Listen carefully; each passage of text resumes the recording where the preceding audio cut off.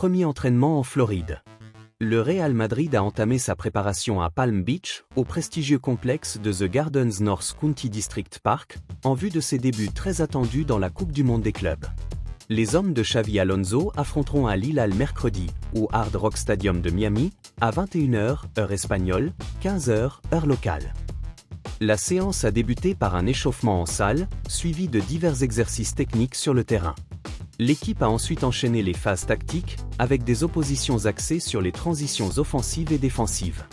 Pour conclure, les joueurs ont participé à une série de matchs à 7 contre 7. À noter la présence partielle de Militao, Rudiger, Carvajal et Alaba dans le groupe, tandis que Camavinga a poursuivi son programme de récupération. Endrick et Mendy continuent, quant à eux, leur remise en forme à la Ciudad Real Madrid. Xavi Alonso, nous venons avec l'envie de faire un grand tournoi et d'aller jusqu'en finale. S'exprimant au micro de Real Madrid TV après l'arrivée de l'équipe en Floride, Xavi Alonso a partagé son ambition. Nous entamons une nouvelle aventure et devons accorder la priorité à ce qui compte réellement, notre identité de jeu, notre manière d'aborder les rencontres, et ce que nous voulons transmettre sur le terrain. L'idée est de poser les bases dès le premier match face à Al Hilal. Avant tout, il s'agit de savoir qui nous sommes et de l'exprimer pleinement. Premiers échanges prometteurs avec les joueurs. Les premiers contacts ont été très positifs. Je commence à bien cerner les joueurs, et ce lien indispensable va se renforcer progressivement avec l'arrivée d'autres membres de l'équipe. Un rythme soutenu avant les grands débuts. Le temps presse. Nous devons rapidement créer une cohésion d'équipe et intensifier notre préparation. Lunin, Vinicius Junior et Arda nous rejoignent aujourd'hui. 3 séances nous séparent du premier match.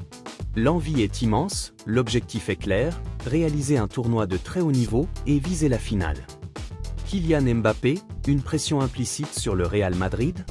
Alors que le Real Madrid sort d'une saison en demi-teinte, marquée par des performances en deçà des attentes, l'arrivée de Kylian Mbappé semble avoir bouleversé la hiérarchie offensive.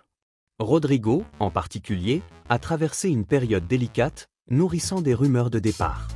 Xavi Alonso s'oppose à un transfert de Rodrigo. Selon UOL, Xavi Alonso ne souhaiterait pas voir partir le jeune Brésilien. Bien au contraire, le technicien espagnol envisagerait de lui confier un rôle central, aux côtés de Mbappé et Vinicius Junior. En ce sens, il aurait subtilement mis la pression sur sa direction pour bloquer tout éventuel transfert.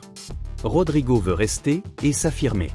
De son côté, Rodrigo n'aurait jamais eu l'intention de quitter la Maison-Blanche. Une discussion franche avec Xavi Alonso aurait renforcé sa détermination à rester et à s'imposer dans le nouveau projet madrilène. Le joueur de 24 ans semble désormais prêt à répondre à la confiance de son entraîneur. Chancel Mbamba, une sortie digne et pleine de reconnaissance. En marge d'une rencontre disputée avec la sélection de la République démocratique du Congo, Chancel Mbamba s'est confié avec une grande sérénité sur une année particulièrement mouvementée. Écarté des terrains par l'Olympique de Marseille depuis près d'1 an, le défenseur central de 30 ans n'a toutefois laissé transparaître ni rancune ni amertume. Mon contrat prend fin le 30 juin. Quand tout sera terminé, je remercierai Marseille ainsi que tous les supporters de l'UM. J'ai toujours mouillé le maillot, avec honneur.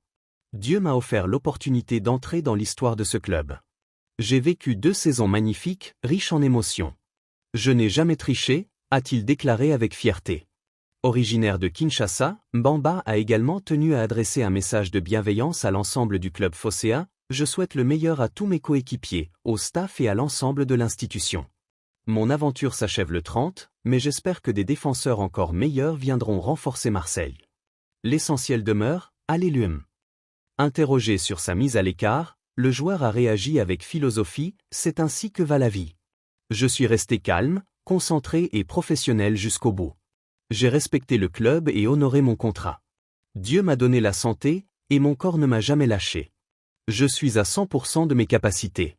Peu de gens ont cru en moi, mais le sélectionneur et le peuple congolais, eux, m'ont toujours soutenu. J'ai travaillé sans relâche pour maintenir le cap au plus haut niveau. L'aventure continue. L'avenir reste désormais à écrire pour Chancel Mbamba, dont la prochaine destination demeure encore inconnue. Amin Harit, clap de fin à Marseille. L'histoire entre Amin Harit et l'Olympique de Marseille touche également à sa fin. Le club phocéen ne compte plus sur l'international marocain, qui ne sera pas retenu durant ce mercato estival. Une information confirmée par la Provence, alors que plusieurs clubs turcs se seraient déjà positionnés.